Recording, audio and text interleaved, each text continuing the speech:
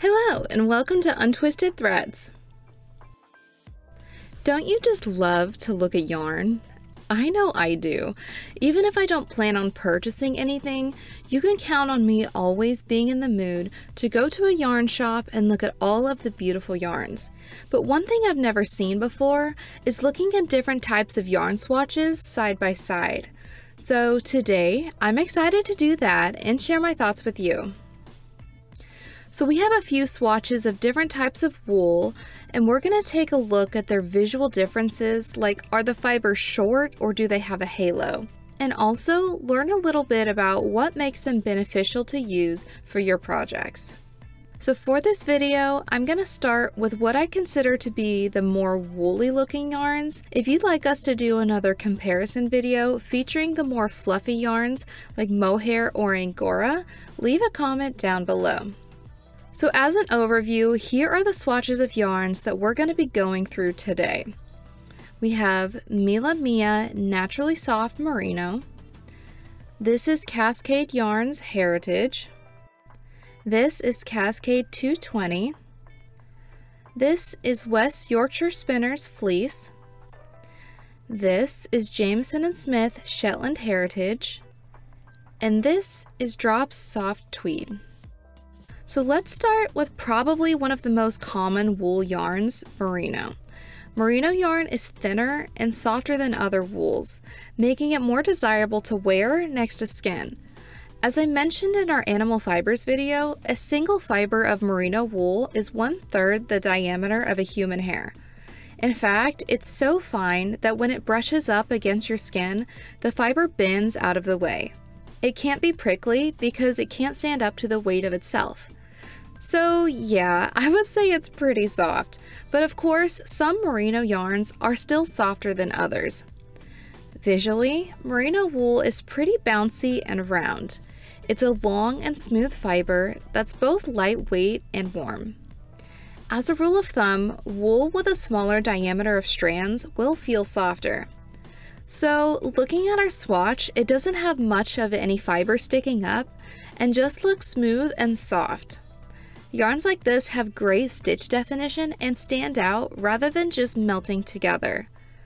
Here we have a couple of examples of merino wool. This is Naturally Soft Merino by Mila Mia, and it's very bouncy and round. You can see every single stitch very clearly. We also have this swatch of Cascade Yarns Heritage. Now this particular yarn isn't as bouncy, but it still has a super smooth and clean stitch definition. The next yarn we're going to look at is Peruvian Highland wool. Another popular yarn, it is known for its strength and hardiness. Now to me, when I look at this yarn, this looks like a wool yarn.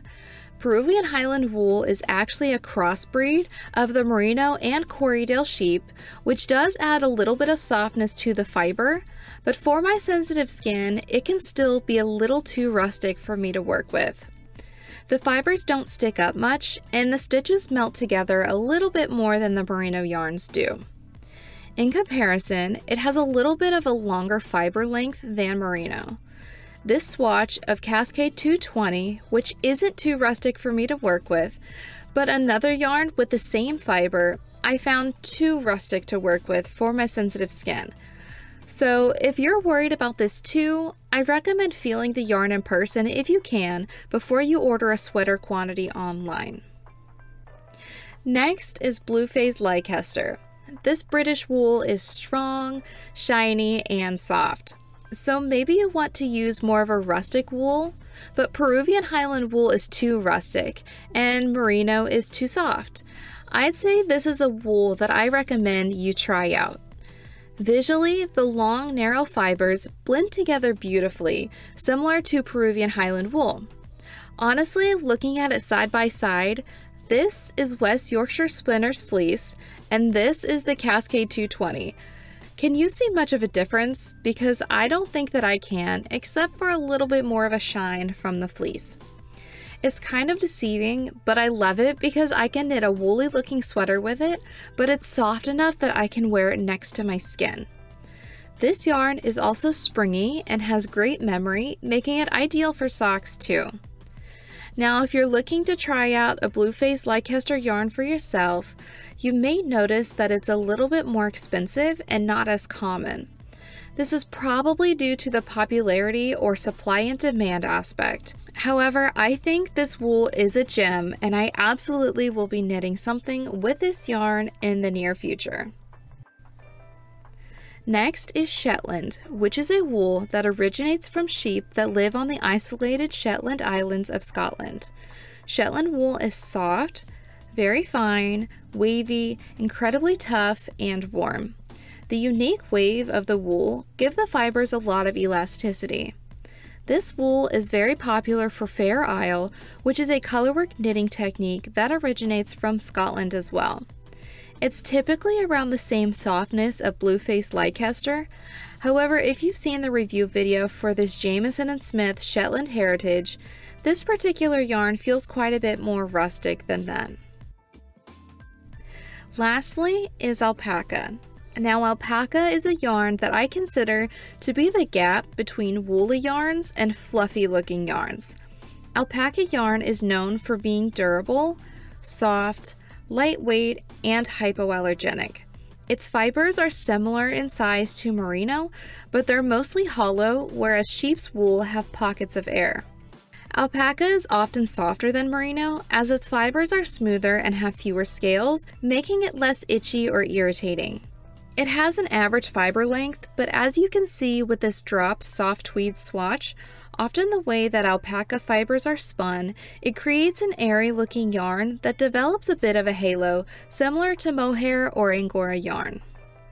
So if you're wanting a fluffy looking garment but don't want to pay for a sweater's quantity of mohair in addition to wool, alpaca may be a great option for you.